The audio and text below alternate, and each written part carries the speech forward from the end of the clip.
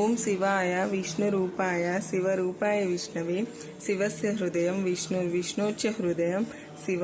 కార్తీక మాసంలోని 23వ అధ్యాయము.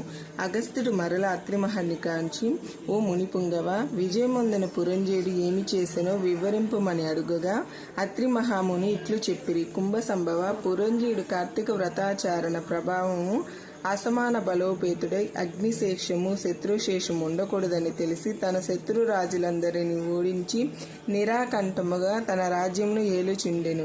తన యొక్క విష్ణుభక్తి ప్రభావం వలన గొప్ప పరాక్రమవంతుడు, పవిత్రుడు, సత్యదీక్షా తత్పరుడు, నిత్యాన్నదాత, భక్త ప్రియావాది, తేజోవంతుడు, వేదాంగవేత్త అయి ఉండెను. మరియు అనేక శత్రువులను జయించి దశ దిశల తన అఖండ కీర్తిని ప్రసరింపజేసెను. శత్రువులకు సింహ స్వప్నమై విష్ణు సేవాధరుందుడై కార్తీక వ్రత ప్రభావం కోటికి పడగెత్తి హర్షడ్వర్గములు కూడా జయించిన వాడై ఉండెను. ఇన్ని ఏళ్ళ అతడిప్పుడు విష్ణు భక్తుడు, పారాయణుడు కూడా సదాచార సత్పురుషులు ఉత్తముడై రాణించుచుండెను.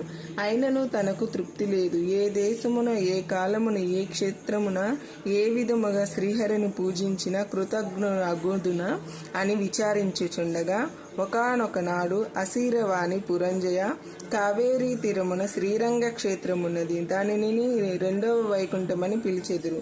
నీవచ్చటకేగి శ్రీరంగనాథ స్వామిని అర్పింపు, నీవి సంసార సాగము దాటి మోక్ష ప్రాప్తి నొందుదువని పలికిను. అంతటా పురంజేయుడు ఆ శరీరవాణి వాక్యములు విని రాజ్యభారములు మంత్రులకు అప్పగించి సపరివారముగా బయలుదేరి మార్గమధ్యమునున్న పుణ్యక్షేత్రమును దర్శించుచు ఆయా దేవతలను సేవించుచు పుణ్యనదులు స్నానం చేయుచు శ్రీరంగమునకు చేరుకునెను.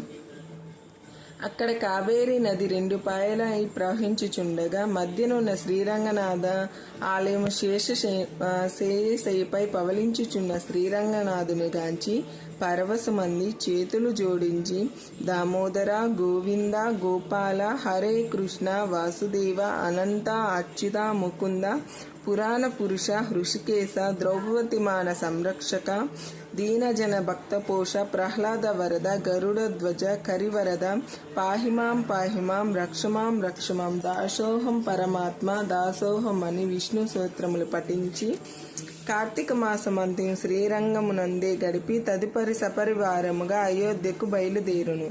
పురంజేయుడు శ్రీరంగనాథ స్వామి సమక్షమున కార్తీక మాసములో చేసిన వ్రతము మహిమ వలన అతని రాజ్యమందలి జనులందరూ సిరి సంపదలతో, పాడి పంటలతో, ధనధాన్యాలతో, ఆయురారోగ్యాలతో ఉండిరి. అయోధ్య నగరము దృఢతర ప్రకారముగా కలిగి, తోరణ యంత్రద్వారము కలిగి, మనోహర గృహ గోపురాలులతో చతురంగ సైన్య సంయుతమై ప్రకాశించుచుండెను. అయోధ్య నగరమందలి వీరులు యుద్ధ నేర్పులై, రాజనీతి గలవారై, వైరిగల్ప నిర్భేదుకులై, నిరంతము విజయశీలులై, అప్రమత్తులై ఉండిరి.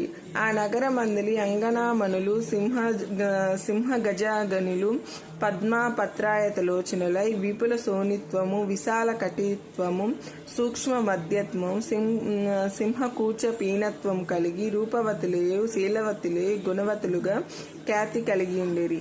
ఈ నగరమందులి వేలయండ్రు నృత్య గీత సంగీతాది కళా విశారదులై, ప్రౌఢులై, వయోగుణ రూపలావణ్య సంపన్నలై, సదా మోహన హసలాంకృత ముఖశోభితలై ఉండిరి. ఆ పట్టణ కులాంగనులు పతిశుశ్ర పారాయణులై, సద్గుణ అలంకార భూషితులై, చిద్విలాస హాసోల్లాస పులంకిత శరీరమై ఉండిరి. పురంజేయుడు శ్రీరంగ క్షేత్రమున కార్తీక మాస వ్రతమాచరించి సతీ సమేతుడ ఇంటికి సుఖముగా చేరెను. పురంజేయును రాక విని పౌరజనాదులు మంగళవాద్య తత్పురధనులతో ఎదురేగి నగర ప్రదక్షిణ చేసి నిజం పూన ప్రవేశపెట్టిరి. అతడు ధర్మాభిలాషి, దైవభక్తి పారాయణుడై రాజ్యపాలన చేయుచుండెను. కొంతకాలము గడిపి వృద్ధాప్యము వచ్చుటచే ఆహిక వాంఛలు వదులుకొని తన కుమారునికి రాజ్యభారం అప్పగించి పట్టాభిషిక్తుని చేసి తాను వనప్రస్థానం స్వీకరించి అరణ్యము కేగును. అతడు వనప్రస్థానము అందు కూడా ఏటా విధముగా కార్తీక వ్రతం ఆచరించుచు క్రమక్రమముగా శరీరము మగుడుచే మరణించి వైకుంఠమునకు పోయిను. కావున ఓ అగస్త్య, కార్తీక వ్రతము అత్యంత ఫలప్రదాయమైన మహత్యమును కలది. దానిని ప్రతి వారును ఆచరించవలను. ఈ కథ చదివిన వారికి, చదివినప్పుడు వినివారికి కూడా వైకుంఠ ప్రాప్తి కలుగును. త్రయోవింశాధ్యాయము 23వ రోజు పారాయణం సమాప్తం. ఓం శివాయ, ఓం శివాయ, ఓం శివాయ.